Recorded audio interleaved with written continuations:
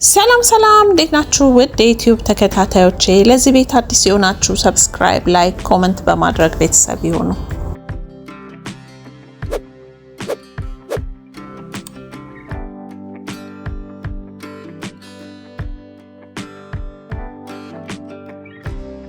ዛሬ ጄላችሁ የመጣሁት አንጀትን የሚያጸዳ ቦርጭን የሚቀንስ ለሚነፋ ሆድ በተለይ ግን ብጉር ላለበት ብጉራችሁን ተጣጣጣላችሁ የሚቀባ አይደለም ግን ብጉራችሁን ሙልጭ አርጎ ነው የሚያጠፋላችሁ።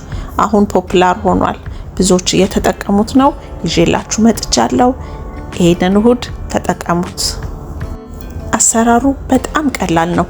የሚያስፈልጋችሁ አንድ ዝንጅብል፣ ብርቱካን፣ ሎሚ፣ እርድ፣ የቀረፋ ዱቄቱና ቁንዶ በርበሬ ነው የሚያስፈልጋችሁ።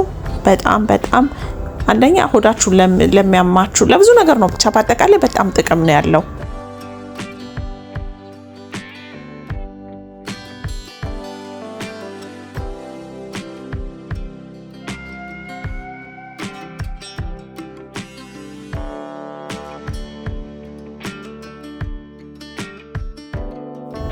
ሁሉንም ከታትፋችሁ ከጨረሳችሁ በኋላ በአንድ ላይ ትፈጩታላችሁ።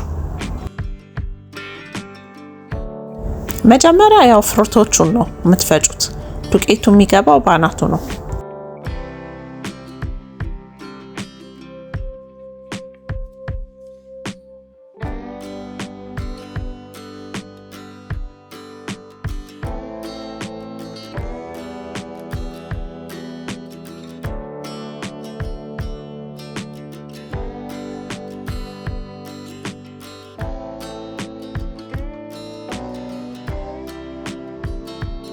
እንደዚህ ጁሱን ካዘጋጃችሁ በኋላ በበረዶ መስሪያ ነው የምታደርጉት።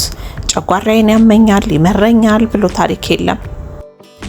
በረዶውን ልክ እንደ ቫይታሚን በውሃ ውስጥ ጨምራችሁ በጥብጣችሁ ስለምትጠጡት ምንም አይሰማችሁም፣ ደስ ነው የሚላችሁ።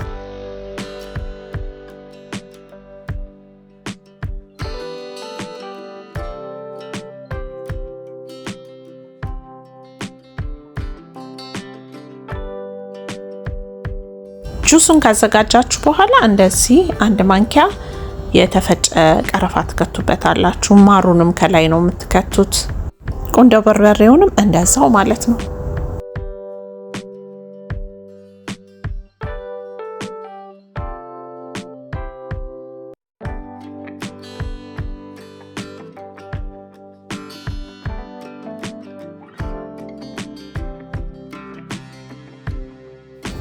ከዛ በበረዶ ዕቃ እንደዚህ አስቀምጣችሁ እያወጣችሁ መጠጣት። ስትፈልጉ ሁለት ከፈለጋችሁ አንድ እያደረጋችሁ መጠጣት ነው ማለት ነው። በጣም ብጉር ካለባችሁ ሁለት አድርጉት።